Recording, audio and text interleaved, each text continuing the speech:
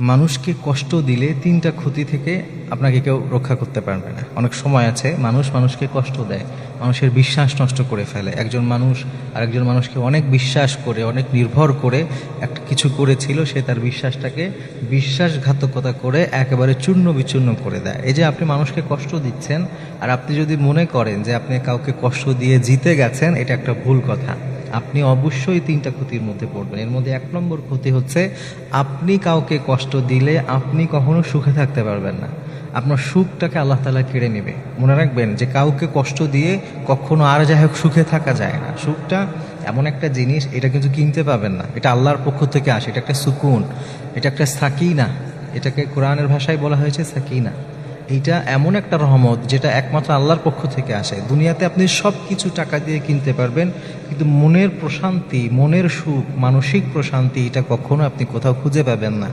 এটা আল্লাহ তাআলা রাখেনই না, এটা আল্লাহ তার নিজের কাছে রেখেছেন এবং প্রয়োজন মতো আমাদেরকে দান করবেন আমাদের কর্মফল অনুযায়ী। তো আপনি যদি কাউকে কষ্ট দেন, কাউকে ধোঁকা দেন, কারো হক নষ্ট করেন, আর এরপরে আপনি যদি মনে করেন যে আপনি সুখে থাকবেন কারো হক নষ্ট করে, কাউকে কষ্ট দিয়ে, এটা আসলে দুনিয়াতেও পসিবল না, আখিরাতেও না। কাউকে এই জন্যে কখনো কষ্ট দিবেন না। কষ্ট দেওয়া থেকে, ধোঁকা দেওয়া থেকে আপনি অবশ্যই বিরত থাকবেন। না হলে আপনি যাকে কষ্ট দিয়েছেন সেও যেমন সুখে থাকতে পারলো না, আপনি মনে রাখবেন আপনি নিজেও সুখে থাকবেন না। 2 নম্বরে যে বিপদে পড়বেন সেটা হচ্ছে, আপনার প্রিয় কোনো জিনিস আপনার থেকে হারিয়ে যাবে। যদি আপনি কাউকে কষ্ট দেন, আপনি কাউকে ধোঁকা দেন, কারো হক নষ্ট করেন, আপনারও কোনো একটা প্রিয় বস্তু, কোনো একটা সম্পদ বা কোনো একটা কিছু আপনার থেকে এমনভাবে চলে যাবে যেটা আপনি কল্পনাও করতে পারবেন না। এই জন্য মনে রাখবেন, অনেক সময় অনেকে হারাম পথে অনেক কিছু উপার্জন করতে চায়, মানুষের সম্পদ নষ্ট করে, মানুষের হক নষ্ট করে। সে মনে করে আমি অনেক কিছু নিয়ে ফেলেছি। তো আপনি যদি হারামভাবে একদিক থেকে নিয়ে আসেন, আপনার অন্য দিক থেকে তার থেকে কয়েক গুণ বেশি চলে যাবে, আপনি এটা টেরও পাবেন না।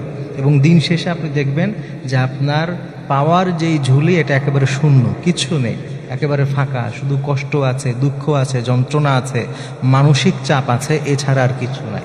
ওই জন্য কাউকে কষ্ট দেওয়ার আগে, কাউকে ধোঁকা দেওয়ার আগে, কারোর সাথে বিশ্বাসঘাতকতা করার আগে এই ব্যাপারগুলো খেয়াল রাখবেন। আর 3 নম্বর হচ্ছে একদম ইম্পর্টেন্ট, যেটা আপনি যদি কাউকে কষ্ট দেন, কাউকে ধোঁকা দেন, তাহলে আপনি বোনাসভাবে আপনি একটা জিনিস পাবেন, সেটা হচ্ছে ঘৃণা পাবেন।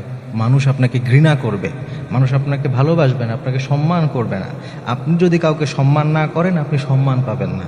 আপনি যদি কাউকে ধোঁকা দেন, আপনি নিজেও ধোঁকা খাবেন। আপনি যদি কারো থেকে তার প্রিয় কোনো কিছু ছিনিয়ে নেন, আপনার থেকেও ছিনিয়ে নেওয়া হতে পারে। এগুলো একেবারে অথেন্টিক বিষয়, এগুলোতে কোনো সন্দেহ নাই, এমনই ঘটবে। এই জন্য মনে রাখবেন যে আপনি যখন কাউকে কষ্ট দিবেন, কারোর বিশ্বাস নষ্ট করবেন, মানুষ আপনাকে আর সম্মান করা বন্ধ করে দিবে। আপনার প্রতি মানুষের ঘৃণা জন্ম নেবে, মানুষ আপনাকে ঘৃণার চোখে দেখবে। অনেক সময় এমন হতে পারে যে হয়তো আপনার সামনে কেউ কিছু বলছে না, হতে পারে যে আপনার সামনে আপনাকে সম্মান দেখানোর চেষ্টা করছে। এগুলো সব আসলে অভিনয় হবে। মন থেকে যে রেসপেক্ট, মন থেকে যে ভালোবাসা, মহব্বত, এটা আসবে না। মানুষ আপনাকে ঘৃণা করবে, ঘৃণার চোখে দেখবে। এজন্যে আপনি মনে রাখবেন যে কাউকে কষ্ট দিলে এই 3টা ক্ষতি আপনার জীবনে হবেই হবে, এবং এটা দুনিয়াতেই হবে। এই জন্য কাউকে কষ্ট দিয়ে, কাউকে ধোঁকা দিয়ে আপনার যদি মনে হয় আপনি বিজয়ী হয়ে গেছেন, এটা সাময়িকভাবে আপনার মনে হতে পারে যে এটা একটা অর্জন, কিন্তু মনে রাখবেন সময় একটা দিন কথা বলবে।